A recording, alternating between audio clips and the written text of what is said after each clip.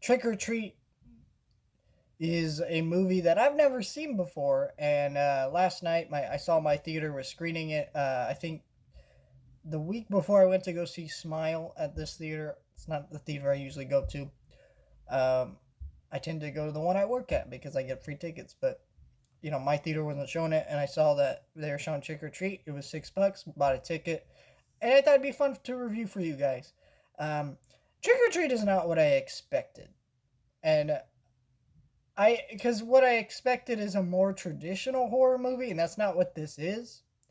I also had no idea it had played in theaters.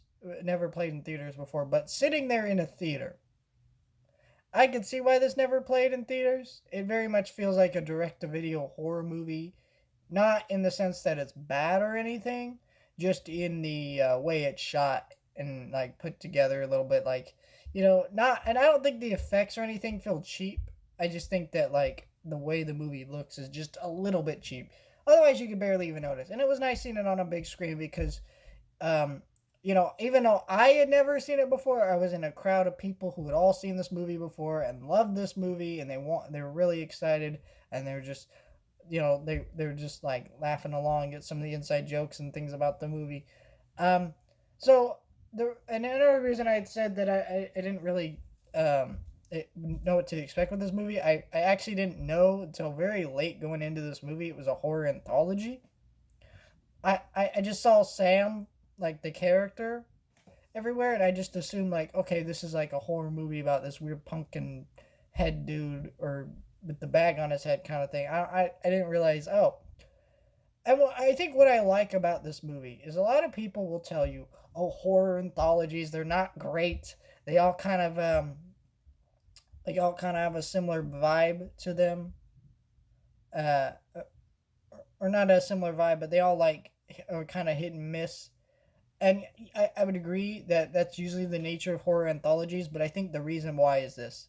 So, like VHS, for example, VHS, there's a different person directing each segment of those movies.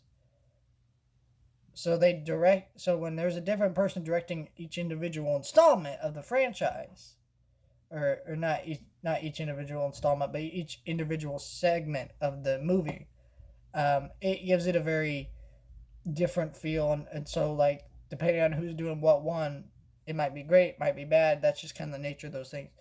This one is a little bit different because this one is all directed by the same guy who directed this movie, and all the characters in these anthologies, little shorts here, all actually feature characters that you meet towards the beginning of the movie. Like you meet all the characters that are going to be big players throughout all these anthologies in about the first 20, 30 minutes. And yeah, there's a lot of fun ones, like the kid with his dad carving a jack-o'-lantern, and they carve this and you find out the jack-o'-lantern they're carving is this I guess spoilers for like a 15-year-old movie. um he's carving a kid's head. um Stuff like that. It's just kind of fun. It's just a fun movie. It is a really fun movie, and Sam is a great character in this movie. And you can see why he's kind of become iconic. His design is great. He's just creepy enough because you don't really know whether he's a kid or what he is. Kind of thing. There's enough mystery and weirdness to the character that's kind of fun. But yeah, the whole movie's pretty fun, and it's a great time. And I think if you like fun horror movies, that I don't think this movie's like 10 out of 10 great or anything. It's just a movie that's fun to watch during October because it's all set on Halloween, and they all trick or treat and stuff. There's Jack. It really captures that vibe well. It's just a really fun horror movie to watch during October. It's not great or anything, but if you like those kind of movies, you definitely got to watch Trick or Treat at least once.